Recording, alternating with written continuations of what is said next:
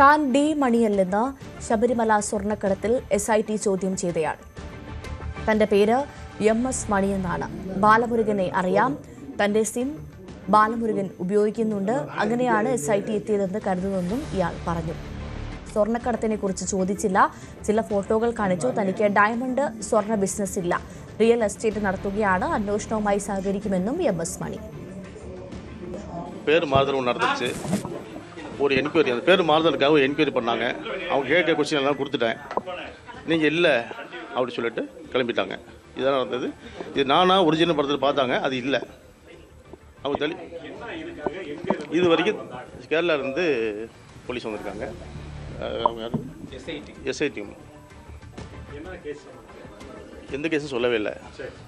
உங்கள் மேலே ஒரு கம்ப்ளைண்ட் ஆகிருக்கு அப்படின்னு சொல்லி அந்த கம்ப்ளைண்ட்டில் CBICID கோர்ட்லேருந்து வந்திருக்கு போய் சொன்னாங்க. அதுக்கு கேட்குற கொஸ்டின் எல்லாமே நான் பதில் சொல்லிட்டேன். என்ன கேட்டாங்கன்னா உங்கள் பேர் என்ன கேட்டாங்க ஃபஸ்ட்டு. அதுக்கப்புறம் என்ன பிஸ்னஸ் பண்ணுறாங்க கேட்டாங்க. IT கேட்டாங்க. அப்போ ஒன்றுன்னா அது இன்கம் டேக்ஸ் மாதிரியே எல்லாம் கேட்டாங்க. அவங்க எதுக்கு வந்தாங்க இன்னும் புரியவே இல்லை. D மணின்னு கேட்டாங்க. இல்லைங்க நான் MS மணி, MS ஃபுல் நேம் சுப்பிரமணியம் சொன்னேன். அதுக்கப்புறம் வந்துட்டு நாங்கள் பேச அப்புறம் யாரும் தெரிஞ்சுட்டு அவங்க நார்மலாக வந்துட்டாங்க. வரணும் இதில்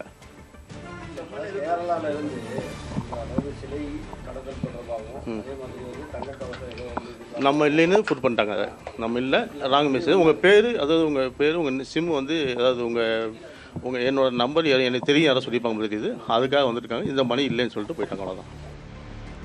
ചോദ്യം ചെയ്യലിന്റെ കൂടുതൽ ദൃശ്യങ്ങൾ ന്യൂസ് 18 ലഭിച്ചിരുന്നു. മറ്റു വാർത്തയിലേക്ക്. ശബരിമല സ്വർണ്ണക്കൊള്ളയിൽ വീണ്ടും ചോദ്യം ചെയ്യൽ. സംഭവത്തിൽ ഇടനിലക്കാരനായ ശ്രീകൃഷ്ണനെ SIT സംഘം ഡിണ്ടിഗലിലാണ് ചോദ്യം ചെയ്തത്. അന്താരാഷ്ട്ര വിഗ്രഹക്കടത്തുമായി ബന്ധമുണ്ടെന്ന് കരുതുന്ന D മണിയുടെ സുഹൃത്താണ് ശ്രീകൃഷ്ണൻ. വിഗ്രഹക്കടത്തിൽ ഇയാൾക്കും പങ്കുണ്ടെന്ന് വിദേശ വ്യവസായി മൊഴി നൽകിയിരുന്നു.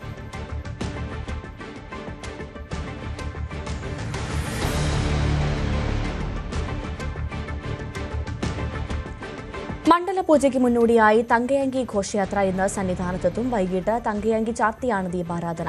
നാളെയാണ് മണ്ഡലപൂജ. മണ്ഡലപൂജയ്ക്ക് മുന്നോടിയായി തീർത്ഥാടകർക്ക് നിയന്ത്രണമുണ്ട്. 30,000 പേർക്കാണ് ദർശനത്തിന് അനുമതിയുള്ളത്. ശബരിമല സന്നിധാനം തങ്കയങ്കി ഘോഷയാത്രയ്ക്കായി കാത്തിരിക്കുകയാണ്. എന്തായാലും എല്ലാ ഒരുക്കങ്ങളും പൂർത്തിയായിരിക്കുന്നു. ഞാനിപ്പോൾ നിൽക്കുന്നത് 18-ാം പടിക്ക് തൊട്ട് താഴെയാണ്. ഇന്ന് ഭക്തരുടെ എണ്ണം നിജപ്പെടുത്തിയത് കൊണ്ട് തന്നെ ഇന്ന് വളരെ സാധാരണമായി തിരക്കൊന്നുമില്ലാതെ ഭക്തർ 18-ാം പടി വളരെ സാവധാനം കടന്നു പോകുന്ന കാഴ്ചയാണ് നമുക്ക് കാണാൻ സാധിക്കുന്നത്. ഇന്ന് ഏതാണ്ട് രാവിലെ ഒരു 9 മണിക്ക് ശേഷം എന്നുള്ളതാണ് അറിയിച്ചിരിക്കുന്നത്. അത് ഈ തങ്കയങ്കി ഘോഷയാത്ര വരുന്ന സമയം എന്നതനുസരിച്ചിരിക്കും. അങ്ങനെ ഓരോ സമയത്തും കൃത്യമായ നിയന്ത്രണങ്ങൾ പമ്പയിലും ഒപ്പം തന്നെ നിലയ്ക്കലുമൊക്കെ ഭക്തരെ കടത്തിവിടുന്നതിലുണ്ടാകും. ആകെ 30,000 ഭക്തർക്കാണ് വെർച്വൽ ക്യൂ ഉള്ളത്. 2,000 ഭക്തർക്ക് സ്പോട്ട് ബുക്കിങ്ങും. ഈ സന്നിധാനത്ത് തങ്കയങ്കി ഘോഷയാത്ര എത്തിയ ശേഷമായിരിക്കും പിന്നീട് ഭക്തരെ കടത്തിവിടുക. ഇന്ന് രാവിലെ മുതൽ തന്നെ ഏതാണ്ട് രാവിലെ ഒരു ആദ്യത്തെ കണക്ക് തന്നെ ഒരു 6 മണി വരെ ഏതാണ്ട് 16,000-ഓളം ഭക്തർ, അതായത് പകുതിയിലധികം ഭക്തർ ദർശനം നടത്തി എന്നുള്ളതാണ്.